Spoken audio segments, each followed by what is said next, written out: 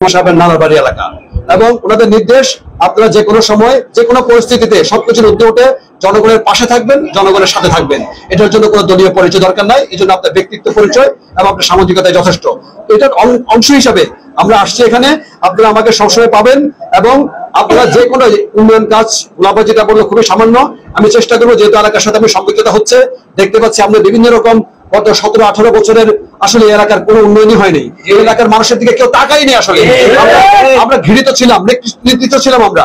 এখন ইনশাআল্লাহ সামনে দিন আসছে, সামনে আপনারা জানেন সামনের বছর ভোট হবে। আপনারা দেশ নেত্রী খালেদা জিয়া এবং তারেক রহমান পক্ষ থেকে আমরা ধানের শীর্ষের জন্য আসছি। ওরা চেয়ারম্যান একটু আগে বললেন, আমরা এখানে মন্ত্রী এমপি হতে আসি নাই, আমরা আসছি মাননীয় প্রধানমন্ত্রী যিনি আগে এখান থেকে 4 বার ভোট করেছেন, উনি যেন এইবার 2026-এ যে ভোট হবে আসন্ন নির্বাচন, এই নির্বাচনে উনি যেন আমরা ওনাকে এখান থেকে ইলেকশন করেন উনি, এবং উনি যেন প্রধানমন্ত্রী হন। এটা আমাদের সবাই দাবি কিনা বলেন? এই দাবিটা এলাকার সবাইকে ছড়াই দিতে হবে।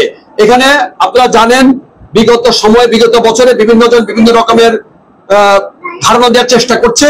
কোনো ধারণা কোনো কাজ হবে না। আমরা সৎ পথে, ন্যায়ের পথে, সত্যি পথে চলি। আমাদের মধ্যে কোনো দ্বিধাবিবন্দি, কোন রকম দ্বিধাদ্বন্দ্ব নাই।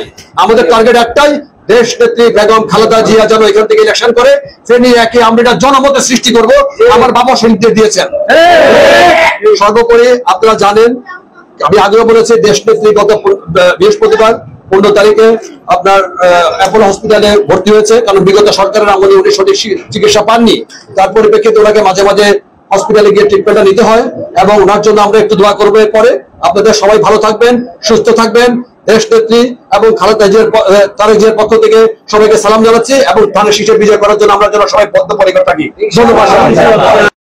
আমি যদি আরিফ ভাইকে নিয়ে না আসতাম, আজকে তো এখানে 50,000 টাকা প্রথম দাবি আজকে এখানে দিবে উনি, এটা কি দিতে পারতাম?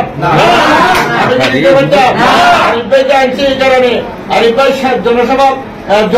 জনগণের সাথে কাজ করতে চায় এবং একজন সমাজ সেবক হিসেবে।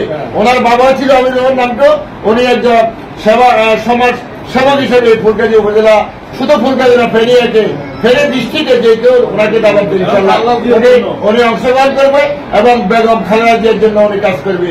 ওনার নিজের জন্য কোনো কাজ করতে আসে না, বেগম খালেদা জিয়ার জন্য কাজ করতে। আমি দায়িত্বহীন করতে বলতে চাই, যারা আজকে আরিফ ভাই সমালোচনা করতেছেন, যারা আরিফ ভাই কেন আসতেছে, আরিফ ভাই জন্মস্থান এখানে, আরিফ ভাইয়ের পিতৃত্ব পরিচয় এখানে এই ফুলকাজিতে।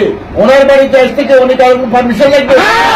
তাহলে আজকে কিছু তুষকটি মহল বলতেছে আরিফ ভাই কেন আসছে, আরিফ ভাই আজকে মাদ্রাসা এসছে, মাদ্রাসা থেকে একটা ফান্ড দিয়ে যাচ্ছে মাদ্রাসার সহযোগিতার জন্য, এলাকার উন্নয়নের কাজে আসছে। সমাজ সেবক করতে রাজনৈতিক নেতা লাগে না, টাকা থাকলে অনেকে পারে না। আরিফ ভাই টাকা আছে, মাসুদে দেওয়া নাই, আজীবন করে গেছে, আগামীতে করবো ইনশাল্লাহ।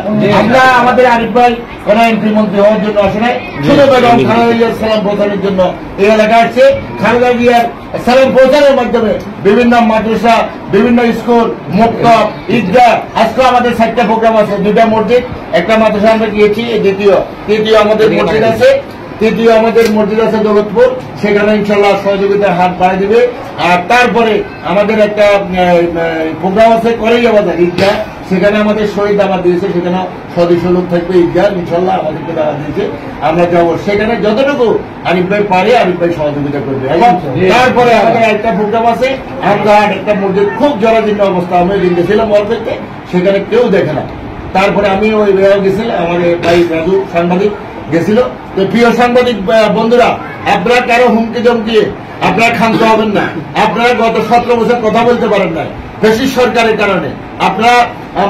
আপনাদের কন্ট্রোল করে বিভিন্ন নিউজ করেছে। আমাদের আমি গোলাপ চেয়ারম্যান ফুলকাজি উপজেলা বিএনপি সিনিয়র যুগ্ম আহ্বায়ক, জেলা বিএনপি সদস্য হিসাবে আমি ফুলকাজি সাংবাদিকদেরকে বলবো, আপনারা উন্মুক্ত হয়ে আপনার কাজ করবেন। কারো চাপে, কারো বিরুদ্ধে, কারো পক্ষে লেখার দরকার, যেটা সত্য এটা আমরা উদ্ঘাটন।